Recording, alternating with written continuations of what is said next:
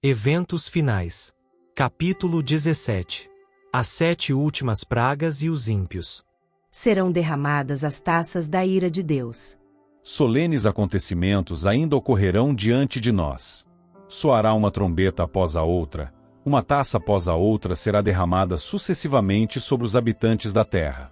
Logo o mundo será abandonado pelo anjo da misericórdia, e as 7 últimas pragas estão para ser derramadas. Os raios da ira de Deus estão prestes a cair, e quando ele começar a punir os transgressores, não haverá um período de pausa até ao fim. As nações em conflito. 4 poderosos anjos detêm os poderes da terra até que os servos de Deus sejam selados na fronte. As nações do mundo estão ansiosas por conflitos, mas são refreadas pelos anjos. Quando for removido esse poder moderador, virá um tempo de aflição e angústia. Serão inventados mortíferos artefatos de guerra. Navios com seu carregamento de seres humanos serão sepultados no grande abismo.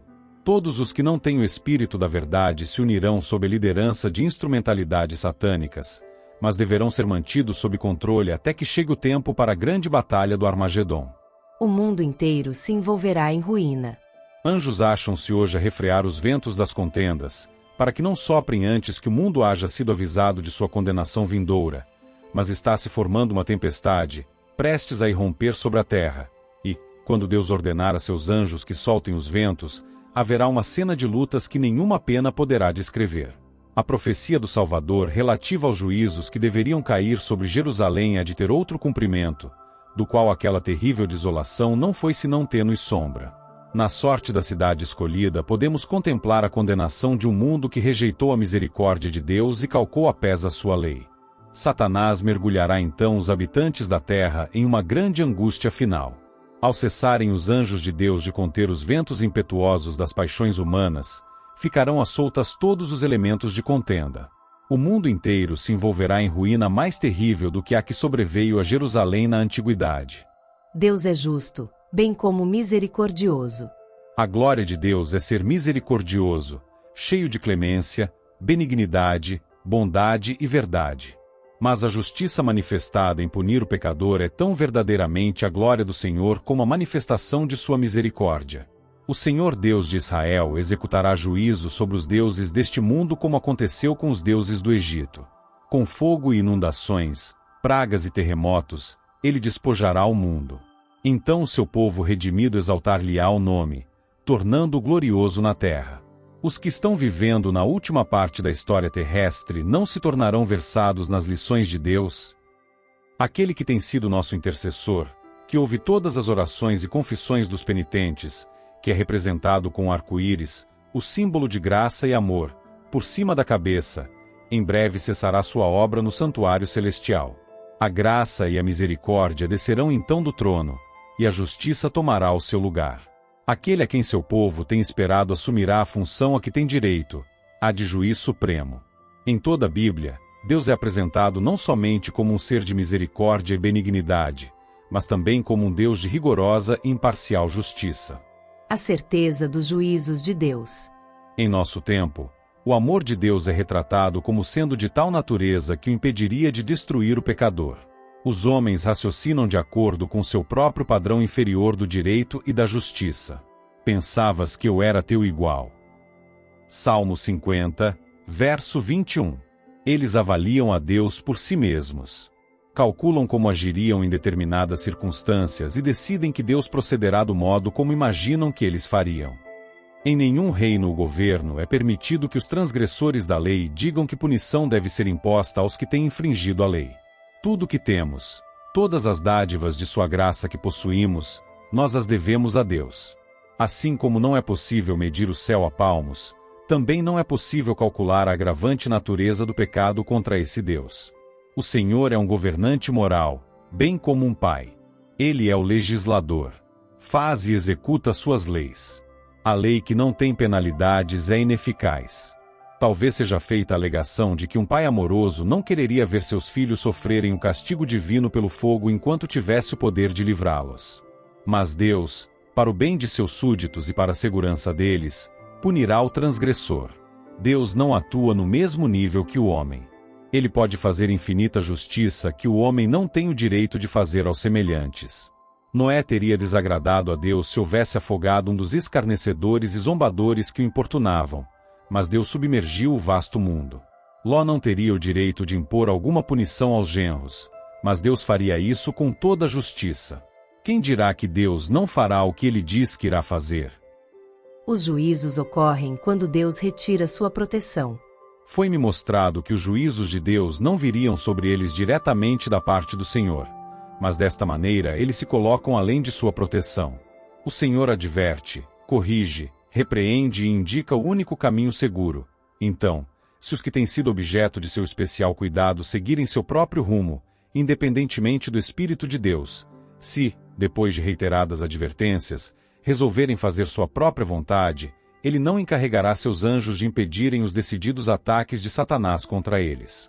É o poder de Satanás que está em atividade no mar e na terra, causando calamidades e aflições, e arrebatando multidões para manter o domínio sobre sua presa. Deus usará seus inimigos como instrumentos para punir os que seguiram seus próprios e perniciosos caminhos, pelos quais a verdade de Deus tem sido deturpada, desfigurada e desonrada. O Espírito de Deus, insultado, rejeitado, injuriado, já está se retirando da terra. À medida que o Espírito de Deus se for afastando, a cruel obra de Satanás se efetuará em terra e mar. Os ímpios passaram os limites de seu tempo de graça. O Espírito de Deus, persistentemente resistido, foi, por fim, retirado. Desabrigados da graça divina, não têm proteção contra o maligno. Às vezes santos anjos exercem poder destrutivo. Os juízos de Deus foram incitados contra Jericó. Ela era uma fortaleza. Mas o capitão do exército do Senhor, em pessoa, veio do céu para dirigir os exércitos celestiais num ataque à cidade. Anjos de Deus apoderaram-se dos sólidos muros e os derrubaram. Sob a direção divina, os anjos são todo-poderosos. Uma ocasião, em obediência à ordem de Cristo, mataram numa noite 185.000 homens do exército assírio. O mesmo anjo que viera dos Passos Reais para libertar a Pedro, fora o mensageiro da ira e juízo a Herodes. O anjo tocou em Pedro para o despertar do sono. Foi com um contato diferente que ele feriu o ímpio rei, derribando seu orgulho e trazendo sobre ele o castigo do Todo-Poderoso. Herodes morreu em grande angústia de espírito e corpo, sob o juízo retributivo de Deus. Um único anjo destruiu todos os primogênitos dos egípcios, enchendo a terra de pranto. Quando Davi ofendeu a Deus, por contar o povo, um anjo fez aquela terrível destruição pela qual seu pecado foi punido. O mesmo poder destruidor exercido pelos santos anjos quando Deus ordena, será exercido pelos maus quando ele o permitir. Há agora forças preparadas, e que aguardam apenas o consentimento divino para espalharem a desolação por toda parte. As duas primeiras pragas. Quando Cristo cessar de interceder no santuário, será derramada a ira que, sem mistura, se ameaçar a fazer cair sobre os que adoram a besta e sua imagem, e recebem o seu sinal. Apocalipse 14, versos 9 e 10. As pragas que sobrevieram ao Egito quando Deus estava prestes a libertar Israel, eram de caráter semelhante aos juízos mais terríveis e extensos que devem cair sobre o mundo precisamente antes do libertamento final do povo de Deus. Diz o autor do Apocalipse, descrevendo esses tremendos flagelos. Fez-se uma chaga má e maligna nos homens que tinham o sinal da besta e que adoravam a sua imagem. O mar se tornou em sangue como de um morto, e morreu no mar toda a alma vivente. Apocalipse 16, versos 2 e 3. As pragas estavam caindo sobre os habitantes da terra. Alguns estavam acusando a Deus e amaldiçoando. Outros se precipitavam para o povo de Deus, e pediam que lhes ensinassem como poderiam escapar dos seus juízos. Mas os santos nada tinham para eles. A última lágrima pelos pecadores tinha sido derramada, oferecida havia sido a última oração aflita, arrostado o último peso de cuidados pelos pecadores, e dada a última advertência. A terceira praga. Vi que os 4 anjos segurariam os 4 ventos até que a obra de Jesus estivesse terminada no santuário, e então viriam as 7 últimas pragas. Estas pragas enfureceram os ímpios contra os justos, pois pensavam que nós havíamos trazido juízos divinos sobre eles, e que se pudessem livrar a terra de nós, as pragas cessariam. Saiu um decreto para se matarem os santos, o que fez com que estes clamassem dia e noite por livramento. Este foi o tempo de angústia de Jacó. Então todos os santos clamaram com angústia de espírito, e alcançaram livramento pela voz de Deus. E os rios e fontes das águas se tornaram em sangue. Terríveis como são estes castigos, a justiça de Deus é plenamente reivindicada. Declara o anjo de Deus: justo és tu, ó Senhor, porque julgastes estas coisas. Visto como derramaram o sangue dos santos e dos profetas, também tu lhes deste o sangue a beber, porque disto são merecedores. Apocalipse 16, versos 2 a 6. Condenando o povo de Deus à morte, são tão culpados do crime do derramamento de seu sangue como se este tivesse sido derramado por suas próprias mãos. A quarta praga. Na praga que se segue, é dado poder ao sol para que abrasasse os homens com fogo. E os homens foram abrasados com grandes calores. Apocalipse 16, versos 8 e 9. Os profetas assim descrevem a condição da terra naquele tempo terrível. E a terra está triste, porque a colheita do campo pereceu. Todas as árvores do campo se secaram, e a alegria se secou entre os filhos dos homens. A semente apodreceu debaixo dos seus torrões, os celeiros foram assolados. Como geme o gado. As manadas de vacas estão confusas, porque não tem pasto, os rios se secaram, e o fogo consumiu os pastos do deserto. Joel 1, versos 10 a 12 e 17 a 20. Os cânticos do templo serão gritos de dor naquele dia, diz o Senhor Jeová, muitos serão os cadáveres, em todos os lugares serão lançados fora em silêncio. Amós 8, verso 3. Estas pragas não são universais, ao contrário, os habitantes da terra seriam inteiramente exterminados. Contudo, serão os mais terríveis flagelos que já foram conhecidos por mortais. A quinta praga. Com brados de triunfo, zombaria e imprecação, multidões de homens maus estão prestes a cair sobre a presa, quando, eis, um denso negror, mais intenso do que as trevas da noite, cai sobre a terra. Então o arco-íris, resplandecendo com a glória do trono de Deus, atravessa os céus, e parece cercar cada um dos grupos em oração. As multidões iradas subitamente se detêm. Silenciam seus gritos de mofa. É esquecido o objeto de sua ira sanguinária. Com terríveis pressentimentos contemplam o símbolo da aliança de Deus, anelando pôr-se ao amparo de seu fulgor insuperável. É à meia-noite que Deus manifesta o seu poder para o livramento de seu povo. O sol aparece resplandecendo em sua força. Sinais e maravilhas se seguem em rápida sucessão. Os ímpios contemplam a cena com terror e espanto, enquanto os justos veem com solene alegria os sinais de seu livramento. A lei de Deus aparece no céu. Aparece então de encontro ao céu uma mão segurando duas tábuas de pedra dobradas uma sobre a outra. Diz o profeta: os céus anunciarão a sua justiça, pois Deus mesmo é o juiz.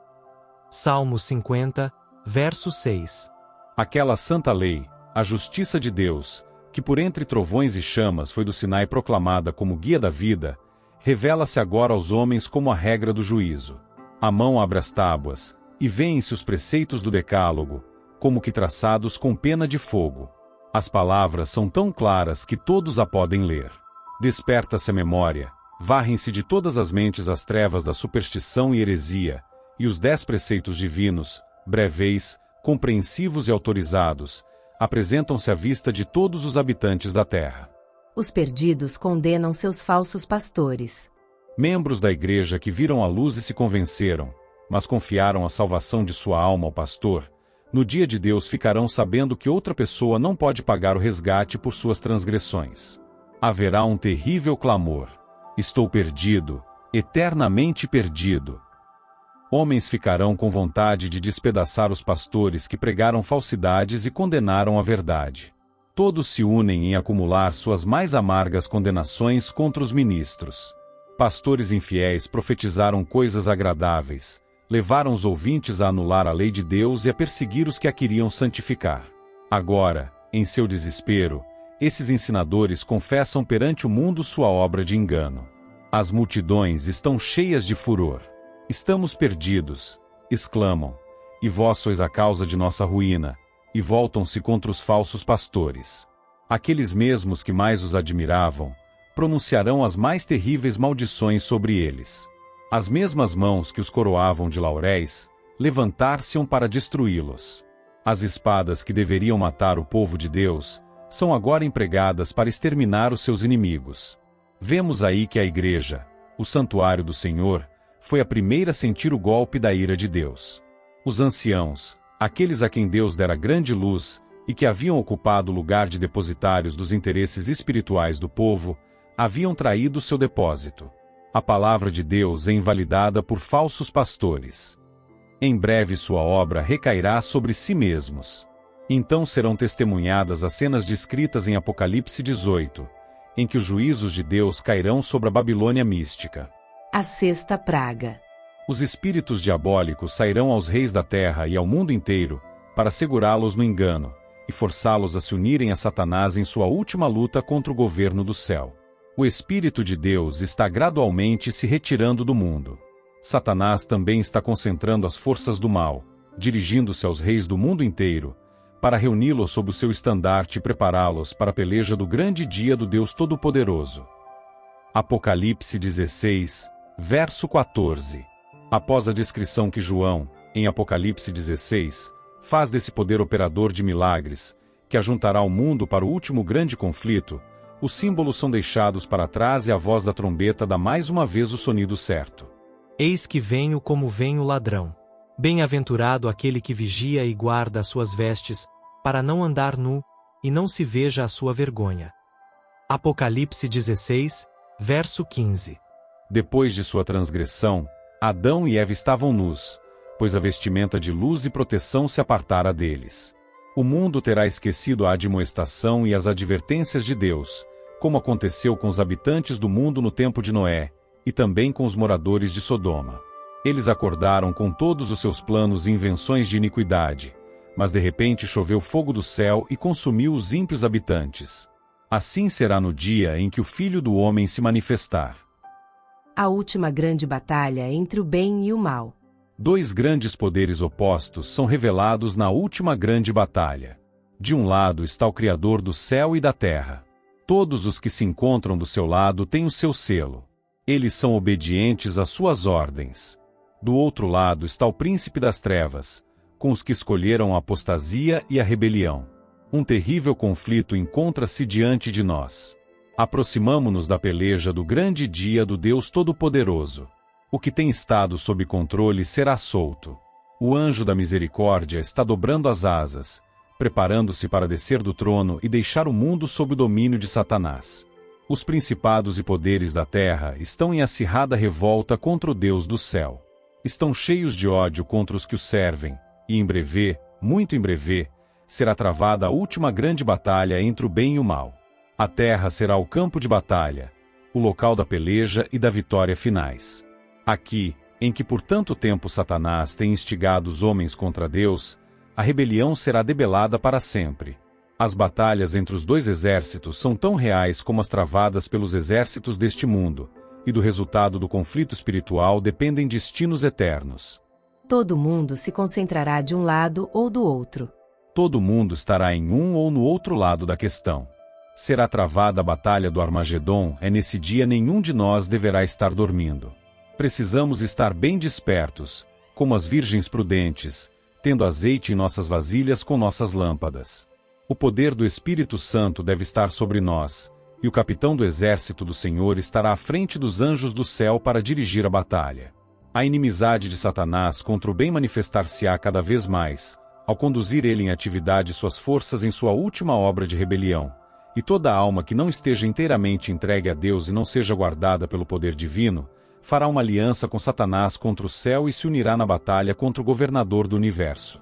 Logo, todos os habitantes da terra terão tomado partido, ou a favor ou contra o governo do céu. A sétima praga. Precisamos estudar o derramamento da sétima taça. Apocalipse 16, versos 17 a 21. Os poderes do mal não capitularão no conflito sem uma luta. Mas a providência divina tem uma parte a desempenhar na batalha do Armagedon quando a terra for iluminada com a glória do anjo de Apocalipse 18. Os elementos religiosos, bons e maus, despertarão do sono, e os exércitos do Deus vivo pôr-se-ão em campo.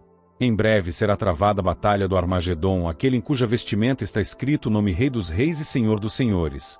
Conduz os exércitos do céu montados em cavalos brancos e vestidos de linho fino, branco e puro. Apocalipse 19, versos 11 a 16. A terra inteira se levanta, dilatando-se como as ondas do mar. Sua superfície está a quebrar-se. Seu próprio fundamento parece ceder. Cadeias de montanha estão a sussobrar. Desaparecem ilhas habitadas. Os portos marítimos que, pela iniquidade, se tornaram como Sodoma, são tragados pelas águas enfurecidas. As mais orgulhosas cidades da terra são derribadas. Os suntuosos palácios em que os grandes homens do mundo dissiparam suas riquezas com a glorificação própria, desmoronam-se diante de seus olhos. As paredes das prisões fendem-se, e o povo de Deus, que estivera retido em cativeiro por causa de sua fé, é libertado.